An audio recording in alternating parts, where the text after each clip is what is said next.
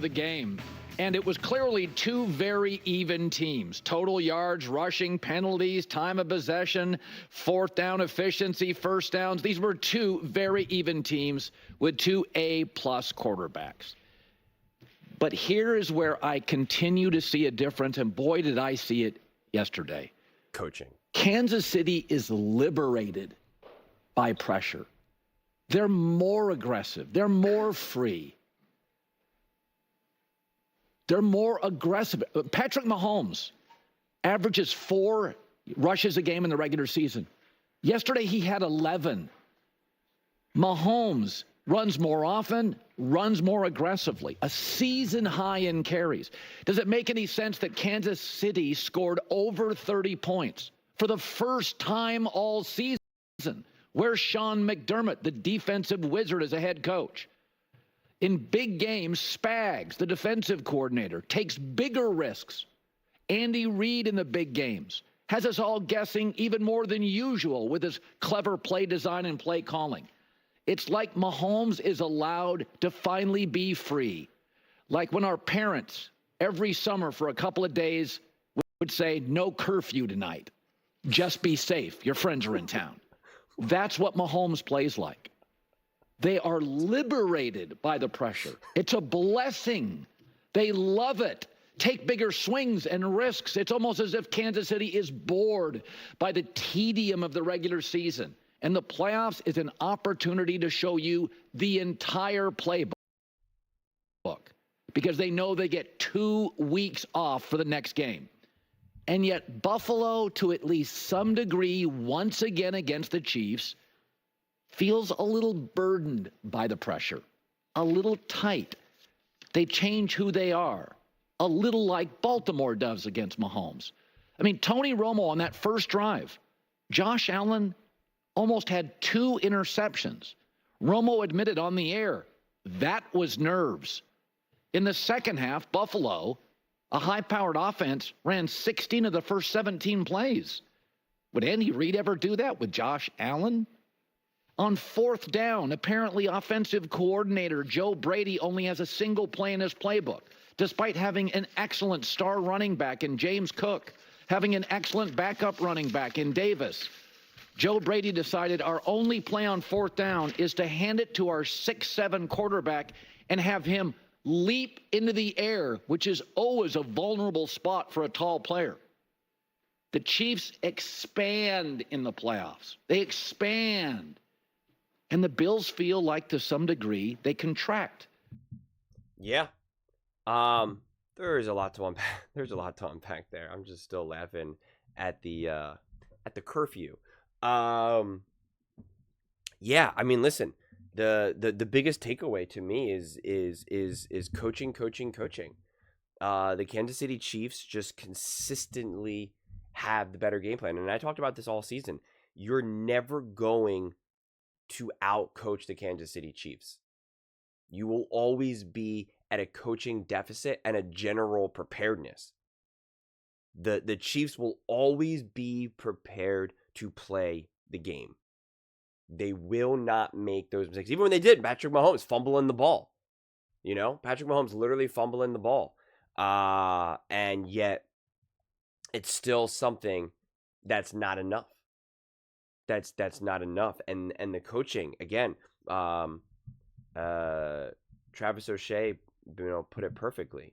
I really thought Brady could have moved away from the tush push in that moment. From everything I've heard after the game and this morning, it screams more and more to me just how good Reid and Spags are. This was a game where Buffalo had to come out with a great start on the road. That first drive, Allen was just bad and was uncomfortable, which was weird. That's all on the head coach throughout the week and heading into that first 15 to 20 plays, offensively and defensively. Even late with the Spags corner blitz off the tight set, I was screaming at the TV set, that corner is coming. This is something Spags does all the time when the offense shows a tight split or condensed formation on these gotta-have-it moments. Brady must have an answer and be telling Josh in his ear about this. Again, another brilliant call by Spags. And this is the thing. And Nick Wright actually pointed this out, I think last year or whatever, the luxury of Spags, of how he's never going to be a head coach. Like, he's just happy being a coordinator. And that's just arguably the biggest luxury in the NFL. Because like Colin said, you look at the box score and you can see the plays. Patrick Mahomes was both making great plays. Josh Allen was making both great plays. Again, the box score itself was very similar. Again, Josh Allen and Patrick Mahomes both had nearly identical box scores in terms of like total yards per game, passing, rushing, touchdowns. Like it was all nearly identical. But again, the difference is the intentionality of the Kansas City Chiefs. It's the coaching just puts you over that next level, that next hump.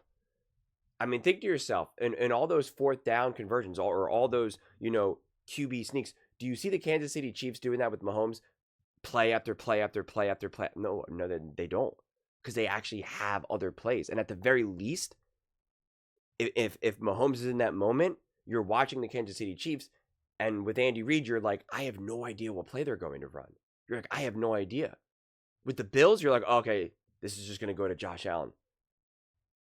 And it's just such a coaching advantage. And again, preparedness. And again, I don't really know what Colin's talking about. Sean McDermott being a defensive wizard. I mean, this is the Buffalo Bills have the 5th worst defense. They gave up like 40-some points to the Rams and the Lions. So you always knew that the Chiefs were going to put up points. The big question was going to be, can the Bills put up points and keep pace? That was the big question. And in some of these gotta have it moments, they didn't. Again, the 2-point conversions, like there was no actual plan.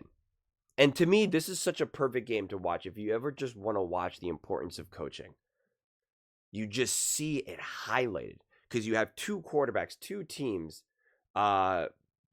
two sets of players in terms of obviously both teams, but doing everything they can, but one has a plan, the other does not.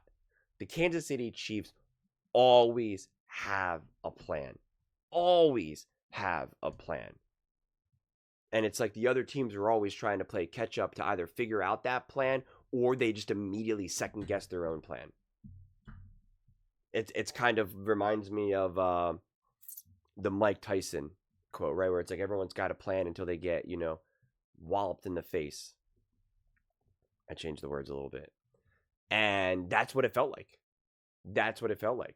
Like even that opening drive, they didn't do anything to get Josh Allen settled. They did nothing to make him, because I even wrote at the top, like, playing reckless. And that's why it was like we had both quarterbacks make bad mistakes.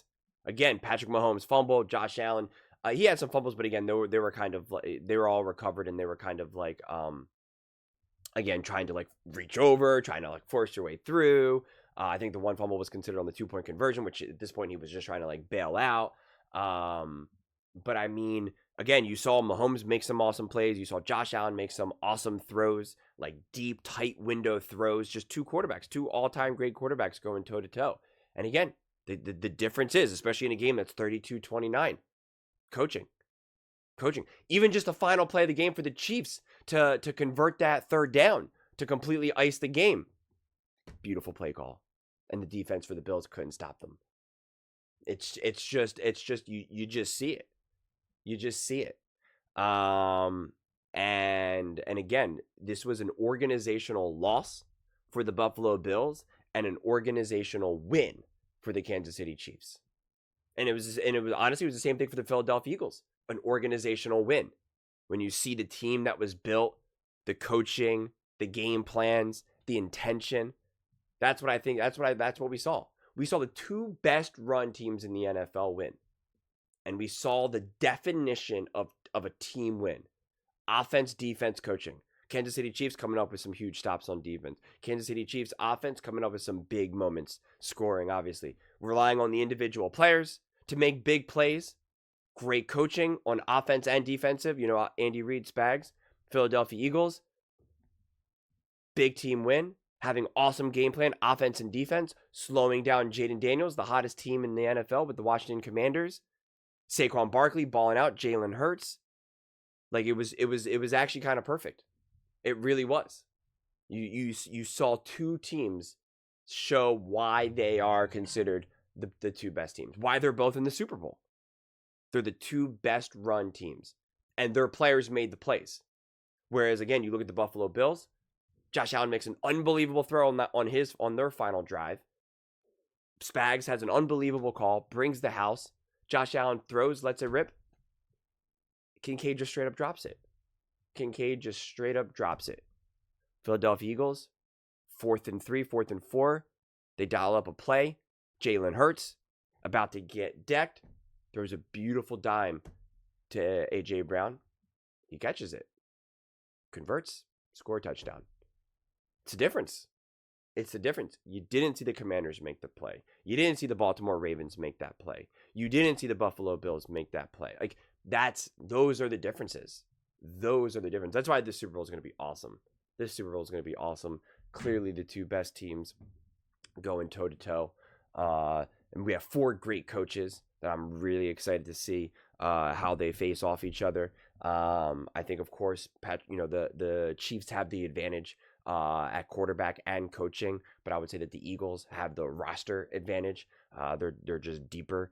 They're a little banged up though. I'm curious to see because if you didn't watch the Eagles game, they had a couple injuries that you're kind of like, especially on their O line. I'm not sure what that'll look like in 2 weeks. Too hard to predict what that'll mean. But because Jalen Hurts seemed to heal pretty well over the last week with his knee problems, so 2 weeks, hopefully everyone will both be full strength, so we can just watch 2 awesome teams go toe to toe.